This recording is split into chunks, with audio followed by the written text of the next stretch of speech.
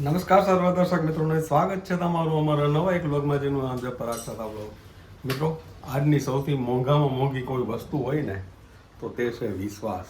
જોઈ છે બધાને પણ કરતું કોઈ નથી. આ વાત સાથે આ ચીજ સાથે શરૂ કરીએ આજની નવી રેસીપી. આજે એક સરસ મજાની યુનિક રેસીપી તમારા માટે લઈને આવી ગયા હજી, અને કેવી રીતે બનશે એ તો પૂછવું પડશે અમારા હોમ મિનિસ્ટરને. તો ચાલો એને જ પૂછી લઈએ. પારું અંબા જય શ્રી કૃષ્ણ. જય શ્રી કૃષ્ણ. શું બનાવવાનો છે આજે? અડદની દાળ ને રોટલા. એકદમ કાઠિયાવાડી. કાઠિયાવાડી. ચાલો આપણે દાળ બાફીને તૈયાર કરી દીધી છે. એક વાટકી અડદની દાળ છે, એમાં 2 ચમચી ચણાની દાળ એડ કરી ને એમાં અડધી કલાક પલાળી રાખવાનું. પછી હળદર મીઠું નાખીને બાફી નાખવાનું પાણી વ્યવસ્થિત. હવે આપણે દાળનો વઘાર મારવાનો છે. આમાં બહુ તેલ ન આવે, 1 પાવડું તેલ લઈ લીધું છે આપણે વઘાર પૂરતું. તેલ ગરમ થઈ ગયું છે. આ છે જીરું. જીરું ગુલાબી થઈ ગયું છે. આ છે આદુ મરચાં અને લસણની પેસ્ટ.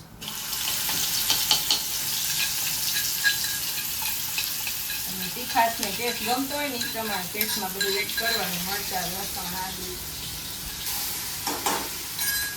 આવી ગઈ હિંગ, આવી આપણી બાફેલી દાળ.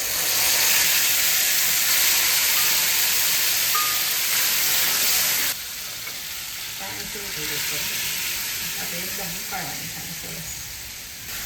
બધી પાણી એડ કરી દઈશું.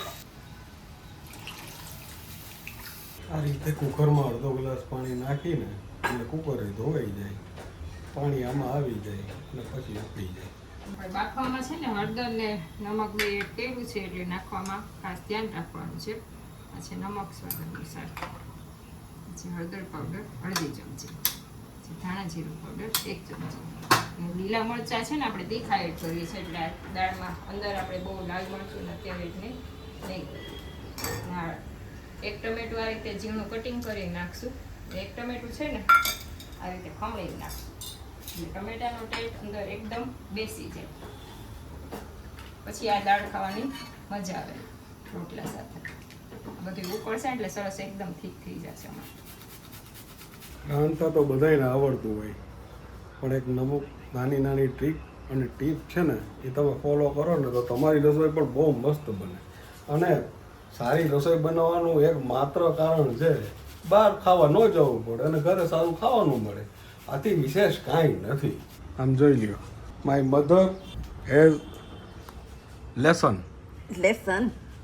ફ્રોમ રામ રામ. નાના હોય ત્યારે લેસન કરાય ને મોટા થાય ત્યારે લેસન કરાય. હવે જીવનમાં સુખી થવું હોય તો હાવ નાના હોય ત્યારે કરવું લેસન, અને એકદમ મોટા થઈ જાય ત્યારે. વાહ બા વાહ. તમારા માટે આ સ્પેશિયલ વસ્તુ બને છે, અડદની દાળ ને રોટલા ધારે છે. આવે છે ને. કેટલા દિવસ ત્યાં નથી ખાધી બહાર. અને તમને એક વસ્તુ કહી દઉં, પેલા તો બા અમારે ત્યાં છે ને કાયમ શનિવાર હોય ને એટલે અડદની દાળ ને રોટલા ફિક્સ હોય. કા બા? ઠીક તો જ હોય, પણ હવે બધાય ને ભાવતા ન હોય ને બધું નવું નવું ખાવું હોય એટલે આપણે કાંઈ ન બોલાય. એટલે સાચન તમને કહું ને તો આજે અમારે શનિવાર જ છે. શનિવાર છે ને એટલે કીધું જૂનું મેનુ બનાવી કરો બને બા. શનિવારે અડદની દાળ ને બુધવારે મગ. વાહ, આ બધું ગોઠવેલું હોય અમારું. હાલો જરાક પારું આપણને બોલાવે છે. હાલો અહીંયા ક્યાં પહોંચ્યું? બસ બધું એડ થઈ ગયું છે. હવે મીડિયમ ગેસ ઉપર આને છે ને ઉકાળતા જઈશું, અને આ બાજુ આપણે રોટલા પણ માંડી દઈશું. ઓલું ટમેટું ખમણીને નખાઈ ગયું. ટમેટું ખમણીને નાખી દીધું. ઓકે.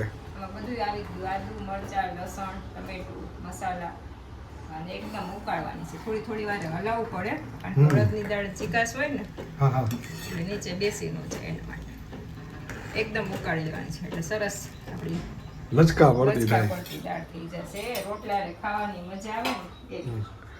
એટલે ઓલું શું છે કે ઓલું રોટલાનું છે ને બટકાથી આપણે દાળ લઈ શકીએ કરી શકીએ. એવી.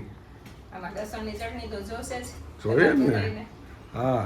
પછી ચટણી કરવાની છે ને રોટલો ઉતારવો એટલે ભગવાનને થાળ કરે છે. ભગવાન માટે જો એમનામાં લસણ વગરની કાઢી દીધી છે. અને પાછું શું છે કે શનિવાર છે ને અને વાતાવરણ છે ને ઠંડુ થઈ ગયું છે, વરસાદી માહોલ જામે છે, એટલે આવી દાળ છે ને ખાવાની મજા આવે. અને પછી અડદની દાળ ને રોટલો ખાઈને પછી તે દિવસે લગભગ રાત્રે કાંઈ ખાવાનું ન હોય, બરોબર ને બા? હા બા જો એનું લેસન કરે છે.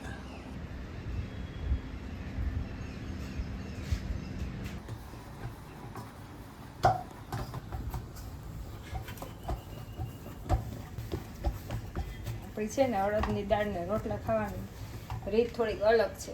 આપણે બધા છે ને નાનો રોટલો ને ગરમ ગરમ ખાય. ગરમ ખાવો હોય ને એટલે નાનો કરવો પડે. મોટો હોય તો ઠરી જાય દાળ ખાઈ એટલી વાર.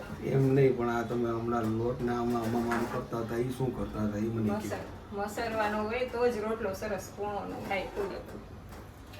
એટલે આટલી બધી કુસ્તી કરવાની એમ લોટ? બાજરાના લોટને મૈસરા વગર થાય જ નહીં. આ દાળ જો આપણી સરસ ઠીક થઈ ગઈ છે. વાહ, ઉકળીને એકદમ સરસ ઠીક થઈ ગઈ છે.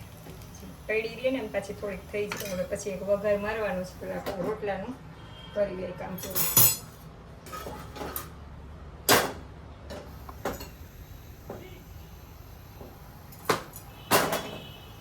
આવી રીતે ભઠ્ઠામાં નાખીને કડક કરવાનું હોય ભાઈ.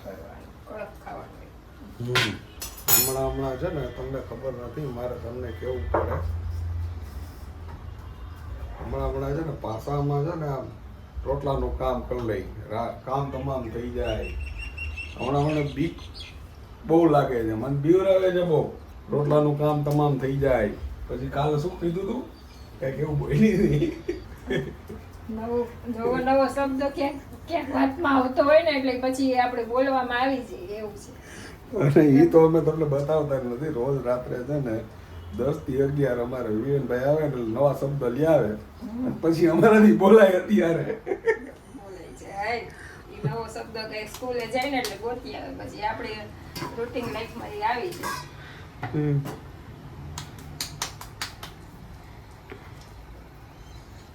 ભાઈ આ છે ને ટ્રીક જોવા જેવી છે. હકીકતે મજા જ આવે.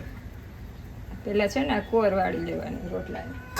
કોર સેજ ફાટતી હોય ને તો સેજ આમ ભીનો હાથ લગાવી દેવાનો. કોર ફાટે નહીં. પછી હાથેથી કરતા હોય તો આ રીતે કરવાનું. આપણને બધાને છે ને બધાને ઘરમાં થાબડીનો રોટલો વધારે પસંદ આવે છે એટલે આપણે એ રીતે ખાઈએ છીએ. જો આ લોટ્સ ઓફ વિડીયોઝ તમે જોયા હશે યુટ્યુબ ઉપર. બધાની થોડીક અલગ અલગ રીત હોય ને ઘરમાં બધાને ભાવતું એ પ્રમાણે. નવી રીતે બનાવો રોટલો, આમ બનાવો તેમ બનાવો. અરે ભાઈ રોટલો આમ જ બને, બધું આમાં આવી જાય. 1 2 3 થાબડીને ટીપીને જે કે હા આ બની જાય. આ રીતે ભૈરો રોટલો કરજે બા એમ કે સેજ ભૈરો કરજે. સેજ ભૈરો કરજે બાપા. અને આ રોટલો છે ને એ નાખ્યા પછી એક જો આ ટ્રીક આયા. આ રોટલો ફાટે જ નહીં તમારો. પાણી વાળો હાથ કરજો ને. આ રોટલો અને આવી રીતે પાણી ચોપડી દે ને એનું ફાટે નહીં. બહુ નોર્મલ વસ્તુ છે. પહેલી વાર જોતા હોય ને બહુ નવીન લાગે. અને આમાં મથાળું એવું બાંધી ને કે યુટ્યુબ ઉપર પહેલી વખત, એટલે આમાં છે ને વ્યૂઝ વધારે આવે. પણ આમાં એવું કાંઈ હોતું નથી. ખોટી વાત જાજો ટાઈમ ન ટકે. સાચું હોય ને એ જાજુ ટકે. આ તો રેગ્યુલર રીત જ છે. આ રીતે જ બને છે અમારી ઘરે. અને આ છે ને આવી રીતે પડી રહેશે એટલે છે ને આ ઘાટી થઈ જશે. એટલે આ છે ને રોટલાનું બટકું છે ને તમે લઈ અને આને ખાઈ શકો એટલા માટે આને રાખવાની હોય. બરાબર ને પારું? એક તડકો મારવાનો છે ને એમાં 2 રોટલો એક ઉતારી લઉં ને એટલે એ જરાક છે ને અમારા પપ્પાને સ્પાઇસી ભાવે એટલે મજા આવે. એટલે તમને આ બતાવવાનું કારણ શું કે તમે એ રીતે કરો ને તો તમને મજા આવે. બાકી આમનામાં મજા આવે. એવું કાંઈ ઓલું નથી. ખાઈ શકાય. હા, અમારે બધે છે ને કલર જોઈ, સ્વાદ જોઈ. ટેક્સચર જોઈએ પછી ભાવે. જોઈને પેલા એમ કે આ ભાવે એવું છે કે નથી ભાવે એવું એમ. બા હજી લેસન કરો છો? કેટલુંક લેસન કરવું તમારે? હા એટલું કરવાનું. ચોપડી પૂરી થવાય. ભાઈ આ છે ઘટપણની મજા હો ભાઈ. હા આ બાને છે ને ભગવાનનું નામે લેવાય ભગવાનનું નામ લેવાય. અને આપણે કોઈને આડા ન આવી. બરોબર ને બા? એ આડા નો આવીને એમાં જ મજા છે. હા, આ નહીતર આપણે કઈ પૂગીએ કે બા હવે આ બધા તમને ખબર છે ને. વાવ વાવ કેવા તારે કરાટે કરે આમ કરે ને તેમ કરે એના કરતાં આપણે આમ સાઈડમાં બા દીકરો બે બેસી જાય બરોબર ને બા પછી નો બરાબર થાય ને ત્યારે એને એમ થાય કે આમાં કાંઈક ઘટે છે. ઘટે છે આપણે બોલાય જ નહીં ઘટે છે કે શું. કાંઈ ન બોલાય એવા આપણે હાલો હવે હમણાં છે ને રોટલો થવા માંડ્યો છે દાળ થઈ ગઈ છે તો પછી તમને છે ને હમણાં જમાવટ કરી દઈ પછી ખાડા કરીને ઘી નાખીને અંદર રહી તારે જમાવટ કરી લેવાની હા બરોબર ને અને બાપુજીને ટિફિન દઈ આવું જોઈએ માલ બની ગયો હાલો ભાઈ એક આ અડદની દાળ માથે છે ને તડકો કરવાનો છે ને એ વિધિ કરી નાખે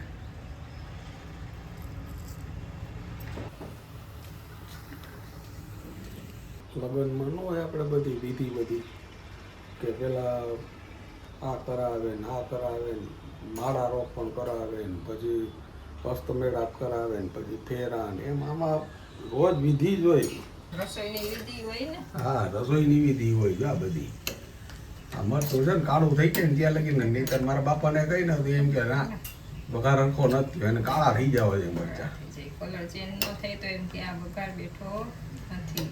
અને એનો વઘાર બે ને ત્યાં આમાં બધા ઊભા થઈ જાય સ્પેશિયાલિટી છે દાળમાં પાછી આવી જ દાળ ભાવે. આ કરે એવી છે તમે વિચાર કરો અમારા વડીલો આવા જો શોખીન હોય ખાવામાં તો અમે કેવાય છે આમ છે ને મારે સારું થઈ ગયું. બાપુજી એમ કહે ને કે તેમાં વઘાર કર્યો છે. બાપુજી રેસીપી જોઈ લેજો તમે. ફાઇનલી આ બધું આપણો તામઝામ પૂરી આ શું થઈ છે ખબર તમને આ થાય છે લસણની ચટણી ચટણી તો મેન છે અડદની દાળ ને રોટલા. આ તરફ લસણની ચટણી થાય છે કા મારી હમું તો જો અમારી સરસ મજાના થયા છે અડદની દાળ ને બાજરાના રોટલા ગોળ ઘી લસણની ચટણી લાલ મરચાંની ચટણી અને છાસ કાંઈ ઘટતું નથી. જમાવટ ને ક્યારેક બોલવા માટે શબ્દો ખૂટે છે અને ક્યારેક સમજવા માટેની લાગણી ખૂટે છે આ વાત સાથે આ ચીજ સાથે ફરી મળીશું નવી વાત સાથે ત્યાં સુધી તમે અમને રજા આપશો મિત્રો તમે અમારા પોતાના છો એટલે તમને કહી છીએ સ્વસ્થ રહેજો નમસ્કાર